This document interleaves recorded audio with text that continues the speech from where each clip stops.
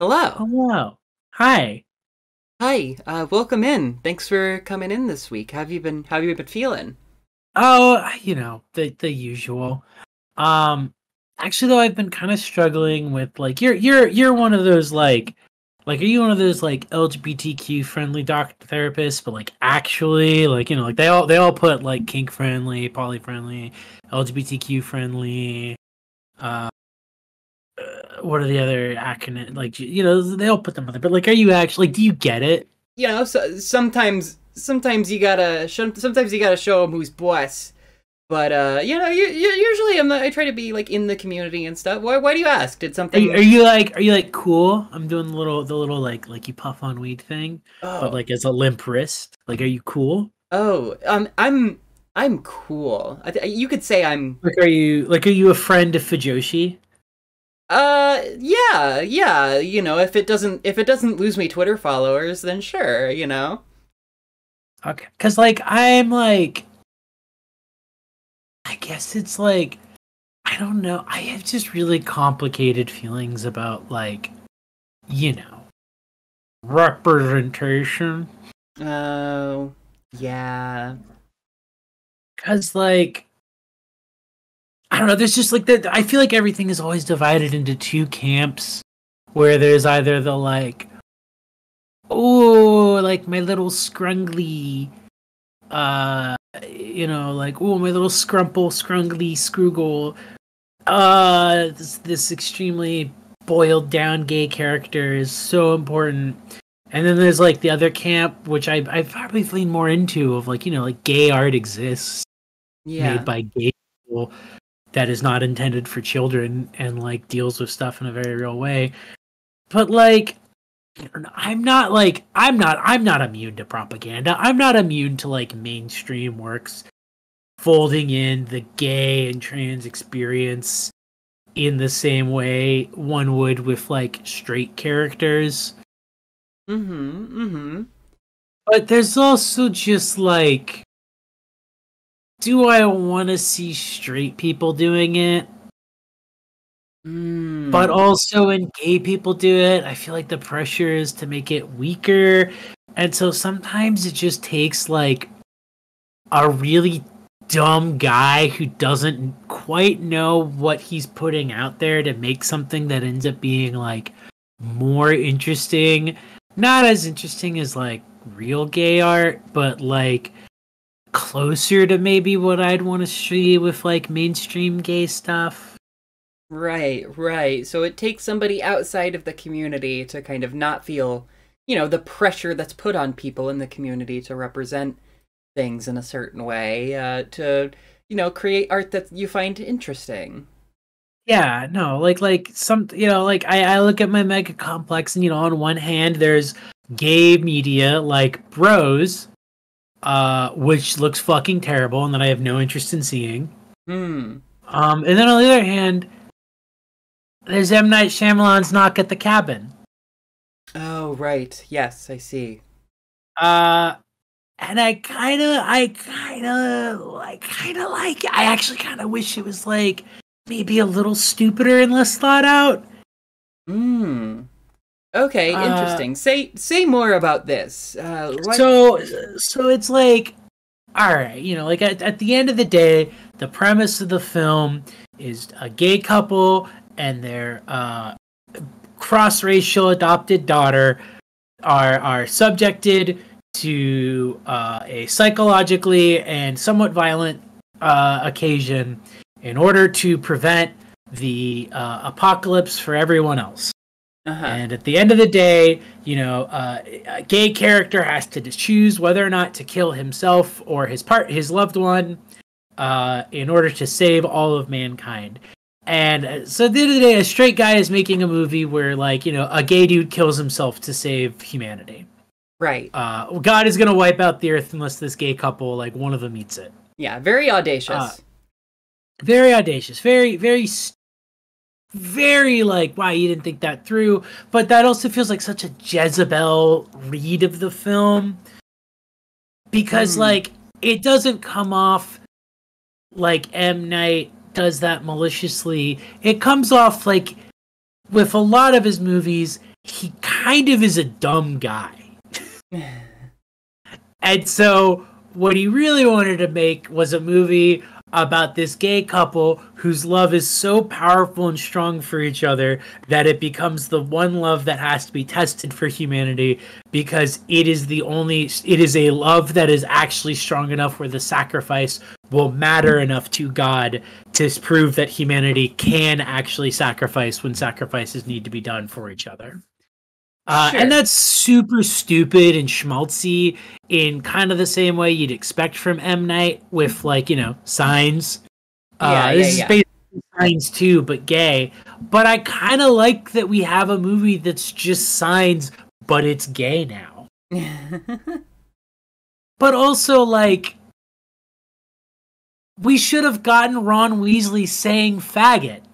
Oh my god. We didn't get Ron Weasley saying faggot, and there's clearly an audio gap where he either said it or could have dubbed it in, and they didn't do that, and his character says it in the book, and he doesn't say it in this movie. Okay, is that your real complaint about is that your biggest, that he... I think he should have said it. That he, you think he should have said it? I think now more than ever, he owes us.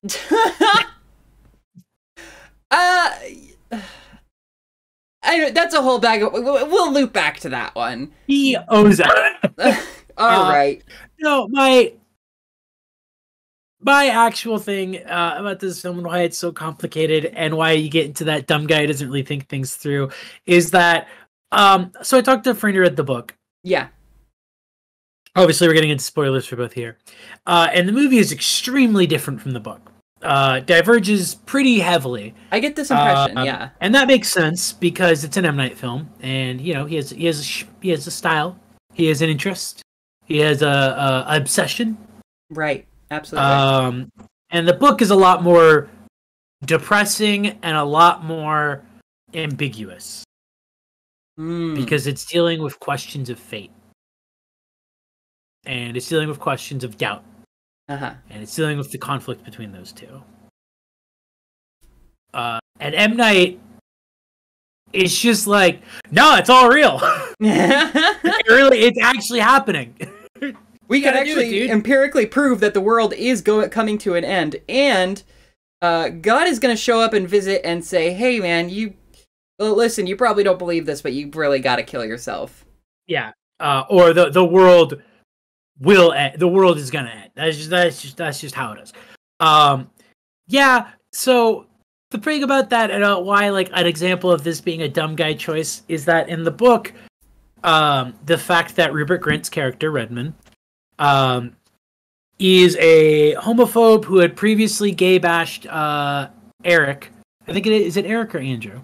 Oh. Andrew had previously gay bashed Andrew. Yeah.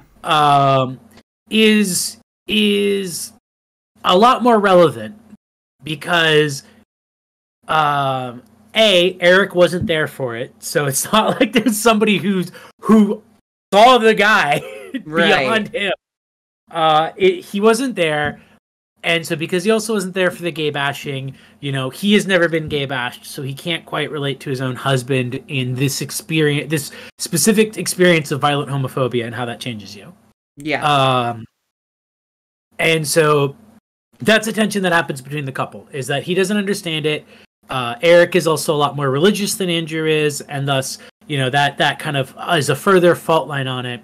And so there's between them the tension of, is Andrew think that this guy is the one who gay bashed him because that is an easy answer to the situation that they're put in, and Eric has no way to know or not.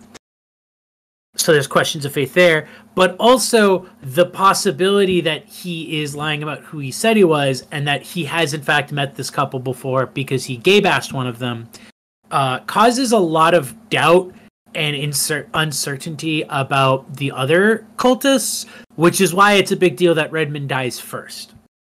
Yeah. My friend Lonnie, who saw the film with us and told me a bit about it, put it as his body is a lot more of a prop in the book, because it's a very central object about which both sides of this sort of situation are at tension, both with each other and with themselves, and questioning their own things. And that's like a little bit in the film, but then it just kind of moves on really quickly. It also kind of pretty quickly is like clear, like, yeah, it's the same guy. And the problem is that in the book, it's not actually proven whether or not any of this is real. The thing that actually really kind of proves them, where like all the planes are falling out of the sky, it's not like that in the book. Apparently it's like a couple planes. So like a weird freakish coincidence, but like, you know, the prophecy is vague enough that like maybe it's just a coincidence. And the book ends with Eric and Andrew walking into the woods as the sky is starting to darken, and it ends there. So you know that they have a couple minutes to make the decision of whether or not to sacrifice one of them, but you don't know if the apocalypse is real or what decision they make, or whether or not that decision affects the world around them at all. That's very different. That's completely very, very different. Whereas this movie, it's the apocalypse is real. Yeah. And I have to kill myself so that you and our daughter, whom we love so much, can go on. And they have a really cheesy scene about like, but fuck everyone else. Like, they're homophobes. Which is like kind of where the problem starts.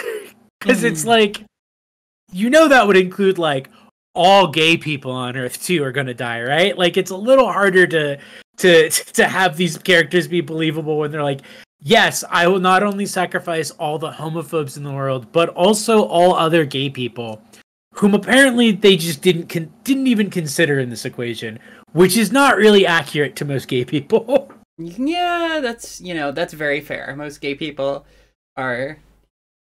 Well, I don't know. I don't want to give a blanket statement, but I think that there's an awareness of community there. I think for the characters that are presented as sort of upwardly mobile, wealthy-ish, like one of them is like a lawyer, an activist lawyer, I think, and I forget what that's Andrew. I forget what Eric's job is, but Eric's job is also implied, if I remember to be like they're pretty well off.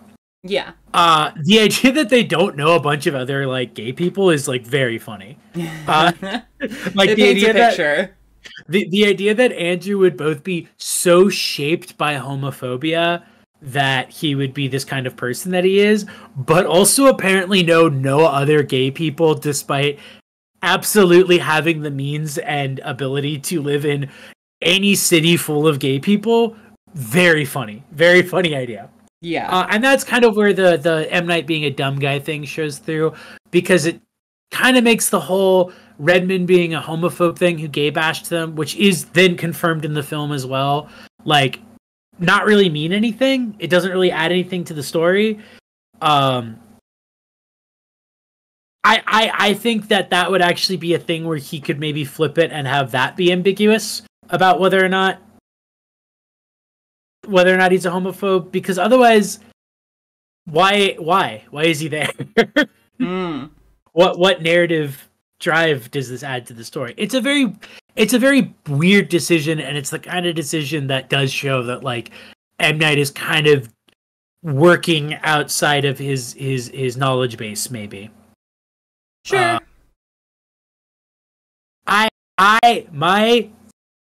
Put my hands up. My hot take of the film. And Andrew should have been a trans woman. Ooh, spicy. I think if the film is going to make as many changes as it made, Andrew being a trans woman would carry a lot more weight to it. Because I feel like it would introduce a much greater, like, this says again the thing I said before of like how many gay people don't know that many other gay people, especially if they can like if they clearly were living in like a major city beforehand. Sure, yeah. So, you know, not to devalue like the gay relationship at the center of the film, but it's very clear that when the film is sort of playing around with this idea of both sacrificing your loved ones, but also there's the intersection of like Andrew's experience of violence and homophobia and stuff, I think it is relevant to bring up the fact that like Andrew implicitly would have a community. You're right. He'd have a community to go home to.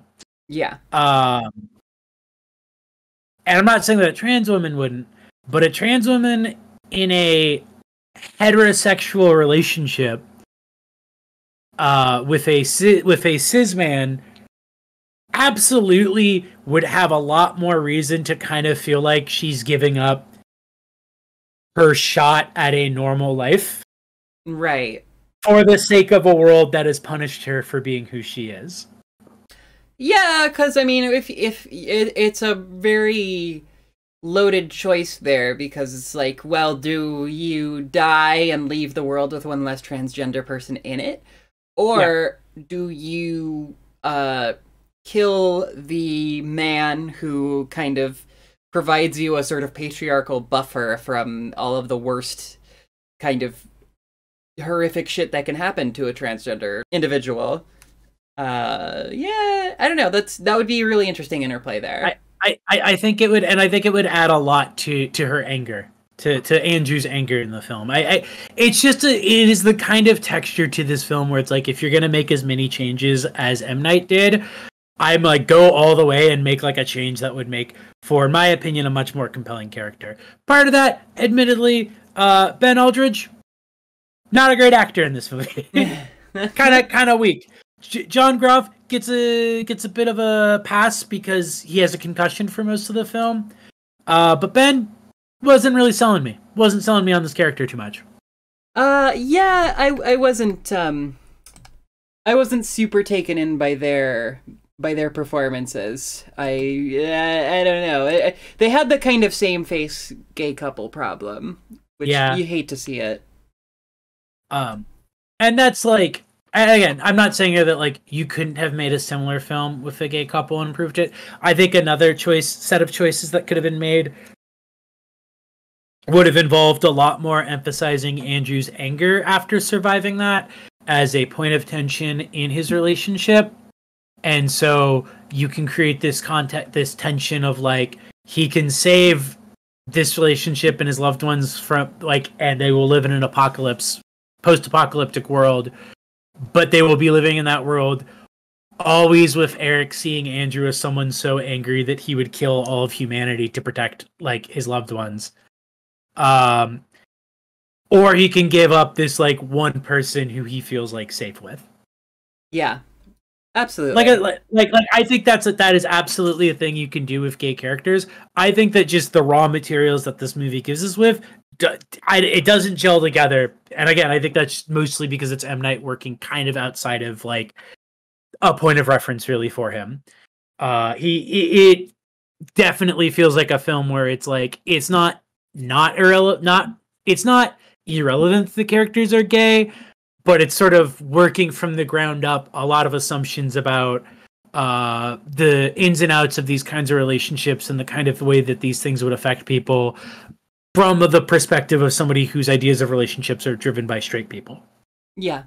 Because, again, I keep bringing it up, the idea that they wouldn't have like a community that would also be a factor weighing in here, rookie mistake. Yeah. That is classic straight media thing of gay people don't know other gay people. They know the person they're dating, and like that's it. Right. Yeah, I mean it's that's a bit of an oversight. Let's try to reframe our thoughts here. You keep calling M. Night Shyamalan a dumb guy. I don't know if he's necessarily dumb. I think sometimes he kind of fumbles the bag as far as getting the tone right on his films and getting people to kind of understand what he's going for. But I also think I think some of that is on the audience, that maybe they're bringing some expectations there that are a little bit outsized, a little bit unfair. I felt like this movie was very concise and simple and kind of simplified what sounds like a really political and complex story. I don't know if you feel that way. Well, the thing I'd heard this is from Lonnie, so take it with a grain of salt, is that the book is also kind of boring. It's not very well done. Uh-huh. A choice that I think works a lot better in the kind of film that M. Night is making that departs from the book as well is that in the book, the kid dies. Really? But it doesn't count. No way. It doesn't count because it has to be a chosen sacrifice. And what happens is that when they're fumbling for the gun with Leonard, the gun goes off and shoots her. No way. That's crazy. Something that I think if you did in a movie would come off as so cheap. It would just come off as just tawdry shock value. Like I think that is a correct choice, and that if you were to have something like that, it would just immediately suck so many of the stakes out of the room, I feel like. Damn. Yeah, that would be that's definitely a good change. Like I think that it, you know, it's once you kind of go into it recognizing that it's definitely trying to do something different. And it's kind of this like story about, you know, faith and family and all of this stuff that M. Night Shyamalan seems usually interested in. That is, you know, more contained than that. I don't know. I liked Knock at the Cabin. I thought it was, you know, I thought it was really fun, but also I think this whole, you know, this whole conversation is very like interesting to me because there's a lot of there's a big chasm between the book and the film, even more so it seems than is in a lot of cases where books are adapted. That is you know, obviously very very political and very multifaceted. Yeah, no, and to be clear here, overall, I did like the film. I feel like it is a very M. Night. When you revisit a lot of his films, you realize he works a lot in genre pastiche almost, and this is definitely like his love letter to like 90s thrillers. I had even read a thing about how he had gone out of his way to like get camera equipment from the 90s to make it look more like a movie from the 90s. Right.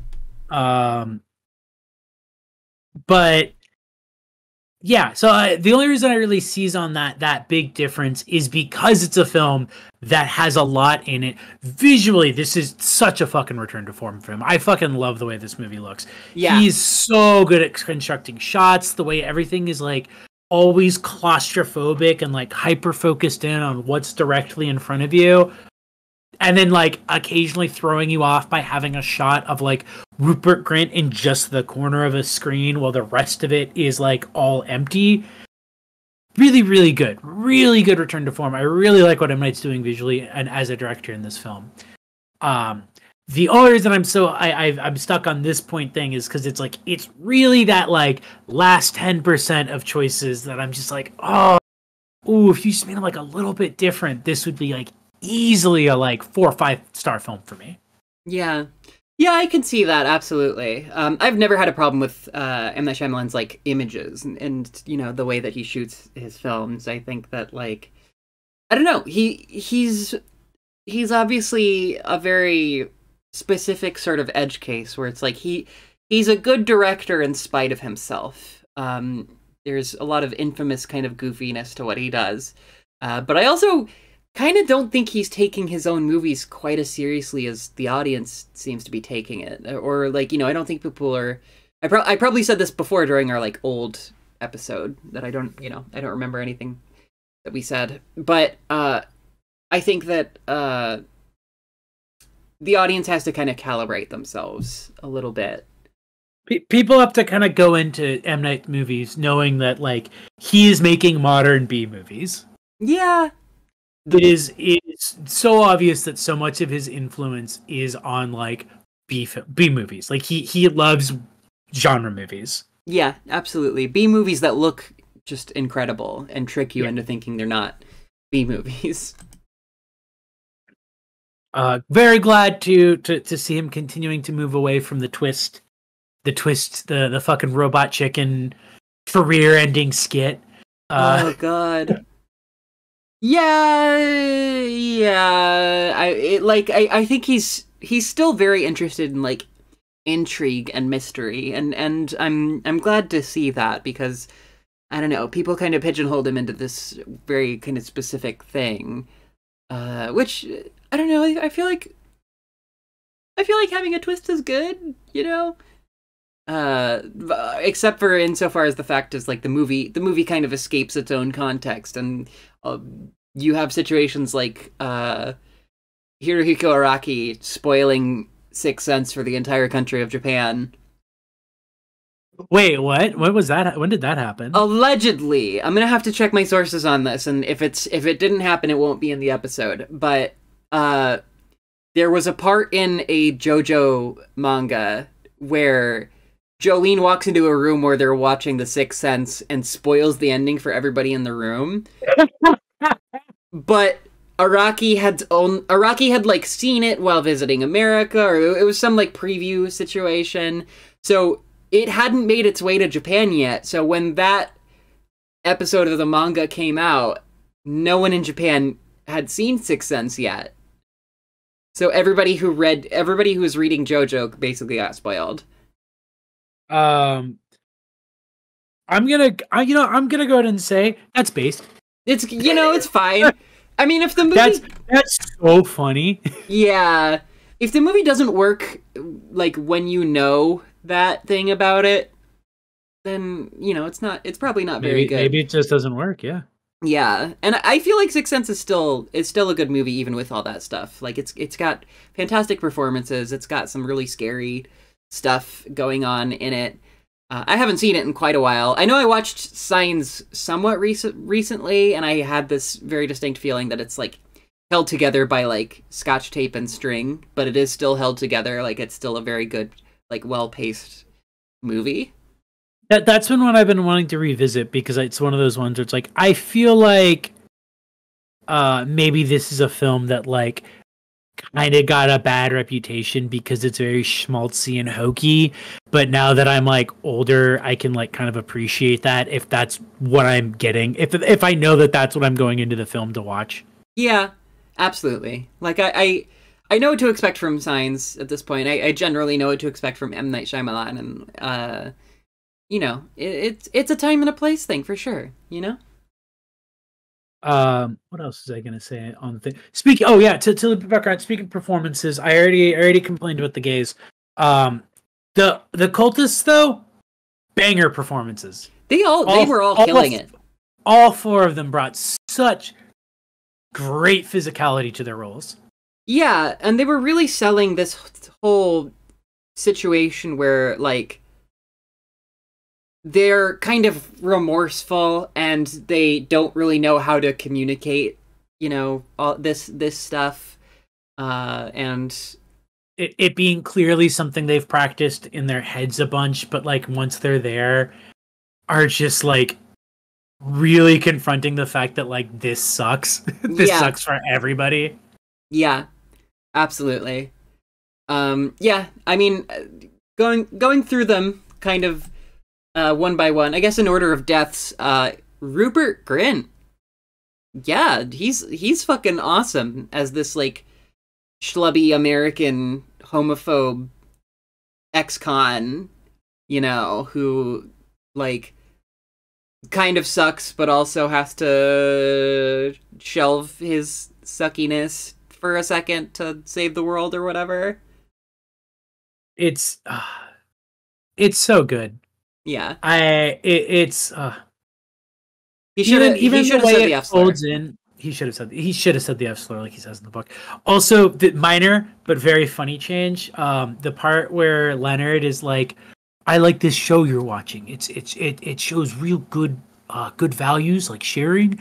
Very, very funny scene. I think it's Littlest Pet Shop. You hear Tara Strong immediately. Yeah. Favorite change I found out in the book, it's Steven Universe. Oh my god, really? Yeah, they mention it by name? They mention it by name that it is Steven Universe. I wonder if they tried to get Steven Universe for the movie or not. I'm so curious how they landed on Littlest Pet Shop to be the show that they're watching instead. God damn. That's real. That's really funny. And then who dies second? Isn't it I believe it is Abby Quinn's character, Adrian? The one who's like, I have a kid and I'm a waitress. Yeah, And there's the whole thing where Andrew's like, I don't believe a fucking word of that, and it turns out she does have a kid. Right, yeah. Yeah, she's spectacular. She's a very she's like a woman that you would see on TikTok or something like that. Just the way that she's performing. This kind of enforced nervous normalcy, but also she's definitely gonna die. Yeah, no, I love that. So that's another thing that's great is the second you get into the thing where Redmond dies, leading right into it. As soon as it's revealed that they're going to be killing each other each time they say no, and it both contextualizes his behavior at the start of it so much because you can tell that he knows as soon as they walk in that they're not going to fucking make the choice the first time. He knows he's going to die. Yeah. But then from the behavior that you think back between that and then after that, you can immediately tell what the order is for the next three characters because of just their levels of nervousness around it. Right. Yeah. Yep. And then Nikki Amaka Bird as returning from old. Yeah. Which is very special. Yeah. She plays Sabrina, who's this kind of in some ways very level-headed. I think she's the nurse. Yeah, I was gonna say she gives off the good vibes of being a nurse, so someone who's used to chaos, but not this kind of chaos. Yeah, absolutely. So she has these methods of trying to keep things under control. And yeah, I thought that all of her expressions, her constant anxiety and fear, the kind of back and forth that they have at the car where they're wrestling over the gun, all of that stuff, really, really, really, really good. I love it because it's their relationship to Leonard's idea about how to approach this really comes through a lot there too. I feel Adrian just kind of is just trying to talk to them like a person, and it comes off Sabrina is just trying to stick to these scripts and ideas that Leonard had came up with, which gives the sense that she doesn't really know how to interact with people. Yeah, she has this whole kind of history to her. Each character sort of does, and I can only assume that they had kind of coached and rehearsed some things about that and kind of chatted about that as a pre-production process thing. Yeah, I don't know. That's just kind of the biz side of things. Yeah, no, it's again, great performances, cohesive enough that I can accredit that to both them all being good actors and M. Night's direction. They are cohesive enough and work well enough with the camera that is a lot of interplay there. Clearly, so sad about Ben Aldridge. I really keep hammering on him, but yeah, man, he acts God, how do I want to put that? He acts whenever Mark Wahlberg has to tell a lie in a movie. Oh God. Well, yeah, we have The Happening. Yeah, The Happening is actually the exact scene I was thinking of. Just the very what? No. What? No. Of course not. That is what his character reminded me of. Yeah. Is Mark Wahlberg's character telling a lie in any film.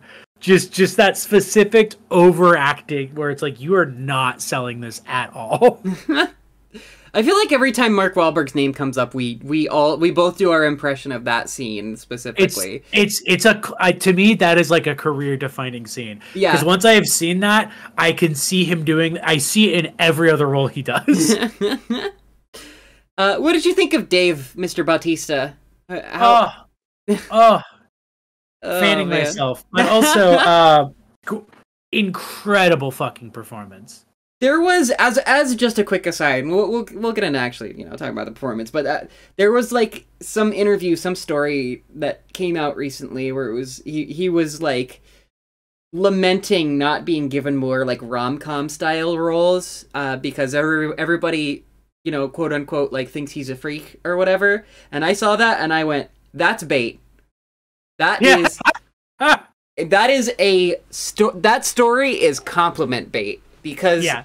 everyone wants to fuck Dave Bautista. Come on, Everyone bro. thinks he's so hot. Every time he's in another movie, there's like a new wave because he's always playing like a hot guy, and specifically a hot guy in the category of big. Yeah, of course. Like, you know, I mean, like, yes, there should be a rom-com with Dave Bautista. Why not? Absolutely. Fuck yeah. I'll go watch that, and I don't usually watch rom-coms. But I just bristle at the idea of him being like, I'm such a freak, women don't want me. Blue, blue, blue. As if that is even remotely close to the truth. Hiding it, trying to that fucking bog chaser tweet where it's like trying to do the monkey hiding its face emoji in real life. Yeah. But he's so good here. He's like this, like he's playing like big but calming, you know, kind of this classic sort of gentle giant role. He's playing like intellectual. He's playing like cult leader. He has to convince several people of a specific, you know, potential shared hallucination, potential real thing or whatever. He's very good at playing a character who is soft and sensitive but strong, but also is aware that because of his size, people are going to immediately like have assumptions about his intent or what will happen if they upset him or cross him, and he does not want that. Yeah, absolutely. And the way he goes out is just so rough, so insane, so unbelievable. It. Like I said, I am not immune to schmaltz. Yeah. There's a lot of schmaltz in this. Yeah. But it works. It works. It was very funny though at one point when I was looking, I forgot what I was looking up something related to this film, and I found one of those like Looper, Screen Rant, one of those shit sites. And it was like, oh, things you might not have caught in Cabin in the Woods, and like a fucking fish on a line. I fucking click it, like, whoa, what did I miss? And one of the first things is like, did you notice that like the thing he says to Wen about how to catch grasshoppers is like, that's like what he's gonna do to them in the cabin? And I'm like, are you like new to watching movies? Like, yeah, I did. I noticed that when the movie, the second he started talking, I was like, oh, that's because that's what the movie's about. Like, that's yeah. That's like filmmaking 101. Oh, a character is explaining a thing that's relevant to what's going to happen in the film. This is something that you might not have noticed. Did you notice that gun that Chekhov has in the first act fires in the third one? Did you notice that this film has themes and repeating images and ideas in it? Very interesing. Awesome closely reporting. As Leonard. Look familiar? That's right. He's actually a former WWF wrestler. Through the power of cinema, tricking you into believing that he is a man named Leonard. He is an actual actor. He's acting in this film. It's not real. Please don't be scared. H2 font. How did they make all those planes crash? Yeah, I mean that's about what we can expect from the old wonderful internet, World Wide Web. Average American cinema literacy at all-time fucking lows right now. Yeah. Oh well. We'll survive. Yeah. I really loved the ending of this movie. I thought it was awesome. I thought it's really good. I thought they fucking nailed it. Yeah, 100%. Like there's just such a amazing emotional interplay between the daughter and the remaining father, of just like her being at that specific stage of development where she's like, oh man, I actually have to like concern myself with the emotional needs of my like newly widowed parent. And then him turning back on the radio as this rebuttal to kind of be like, no, just because, you know, we lost somebody important to us doesn't mean, like, you can still be a kid. Yeah. that was really stunning. I almost wonder if if M. Night Shyamalan just had the ending in mind after reading the book and just kind of, worked everything toward that. I could see that. He seems like he does seem like the kind of guy who like starts with like a really stark image. Yeah. Yeah, absolutely. But I think it dismounts so effectively that it made me really appreciate and like the rest of the movie that much more. M. Night's back, baby. He did Old, which is classic goofy M. Night, and then he did Knock at the Cabin, which is like a really good film that you can actually recommend without having to be like, so. It's funny. Yeah. It's really, I wouldn't call it like the most spectacular movie I've ever seen, but I was really, really pleasantly surprised personally. It nails that 90s thriller thing, which like honestly it's like most 90s thrillers are a lot worse than this. I've watched like a couple recently. A lot of them don't really hold up. Pretty bad actually. Oh yeah. What can you do? They can't all be winners. Also, most of them too long. This movie 100 minutes. Another victory for the M. Night. Yeah. For the they them night stands in the audience. And hey, you know what? It displaced Avatar from the top of the box office. So shout out to fucking M. Night Shyamalan, because I was getting goddamn sick of hearing about that piece of shit. God, I'm so glad we weathered the storm of people. It's so funny how there was like months of people being like, actually Avatar is like really good. It's like actually like one of the best films. Like, come on, Avatar, bro. It's like we're gonna we're gonna take it. Oh, look at it. It's like bro. And then the exact same thing that happened with Avatar 1 happened, which is that a month later, everyone fucking forgot about it. No one remembers that it even existed. Yeah. Because it was a fucking colonialist snack for idiot freaks to partake in and not actually care about. It was a PS3 cutscene. It was a goddamn cutscene. Ugh. Yeah. I love to once again be proven correct. Well, I mean, I loved living in a world where they kept promising and promising and promising sequels to this piece of shit movie that no one actually really liked and a bunch of idiots pretend to like, and never ever delivering that sequel. And now that it's here, I guess it's just a reminder that like the fucking billionaire colonialist idiots who run everything will have the last laugh and get their money, and And I want every fucking shithead idiot who keeps calling James Cameron like the director of The Proletariat fucking choke to death. You're a moron. Sorry, you're a fucking idiot. It's very funny because it's like, listen, if you liked Avatar 2, whatever. Sure. But I hope you die, but that's just me. It's the thing of just like everyone, so many other people when I watched it are just like, all these people who are talking about how it's actually really good, the movie The Director of Proletariat, it's like, I don't believe you now when you say you don't like Marvel movies. Yeah, you're full of shit. Like this is the same thing. Oh, it's what the proletariat wants. Doug, the proletariat wants what they're fucking told to want. That's like 101. That's like opiate of the masses 101 shit. Like you are not up to snuff on your readings, sirs and ma'ams. You do not get how this shit proliferates.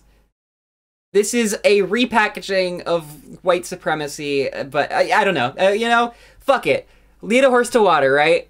Lead a horse to the way of water. Here's the thing about analyzing the film's politics. I'm sure they're bad. It doesn't matter to me because the movie also fucking sucks. It sucks, and people are like, "Oh, it's so a bad good. Movie. It's sensual cinema. It's all about sensuality." And it's like, I'm James Cameron. I wanted to see, a native people get completely displaced and destroyed, and for people to have to sacrifice their sons and grieve on camera. And I wanted to see fishes and space age technology and guns and all this shit. And it's like, who the fuck, what pervert wants to see this garbage? It's PS3 cutscene bull. Like, play any game ever. You'll see shit that's this exactly. It's truly a testament to how stupid people treat the working class people, that like the highest imagination they can think of for wonderment to people is a rock that floats in the air. Good God. You haven't played World of Warcraft? It's in that shit too. I don't know, man. James Cameron is the director of The Proletariat. By the way, I live in fucking Bushwick. Yeah. Fucking morons. But anyway, enough about... Let me see when the last time James Cameron directed a good movie was. Oh, it's Avatar 3 and 4 coming, by the way. Yeah, I'm sure. Avatar 1 was the last film he directed before this. Sucked. 1997 Titanic. I'll give him that. Yeah, that's fine. I was thinking about going to see the re-release. Yeah, I will give him that. I will give him Titanic. That was 25 years ago. That was a quarter of a century ago. Yeah. Yeah. And what he's given us since is him just dicking around. It's not even shit that's innovative in like, oh, but it's technically innovative in this. It's a computer. It's in the It's all in the computer. Go to one of those AI images websites. Yeah. Shut down the power grid in fucking Santa Ana, California, or wherever the fuck the render farm is, and all of the insane, leap forward in technology, the leap forward in filmic storytelling, it disappears. It's all gone. Whatever, man. I mean, like, even Aliens I get kind of heated about, because it's like, I love that movie, but I love it less and less every single time I watch it, especially by comparison to Alien, which is like so smart and political while also being so entertaining and blah blah blah blah blah. No, Alien's a fucking banger. Like Alien is the superior film. When I was a child, I thought Aliens 2 was better, but then when I became an adult, I put away such childish notions. Yeah. Oh boy. The cinema of the sensual, where you can't feel anything and nothing. So cinema, that's just like the new like cope, right? That's the new like Transformers fan cope. Like all the people who were like Michael Bay is like an auteur, like it's cinema of the senses, cinema, fucking what was spectacle theater. That's it. Now that people are using spectacle as a negative, it's sensual. Fuck you. Fuck off. Fuck out of here with that shit. Go watch M. Night Shyamalan movies instead. I'll take M. Night any day over James Cameron. Yeah. God damn it. At least M. Night is interested in fucking people. Yeah. Yeah. He's not quite so up his own ass. He doesn't take himself that seriously, no matter what people seem to say about him. I thought his cameo in this movie was charming. Yeah, this is like the best M. Night cameo ever. It was really, really, really funny.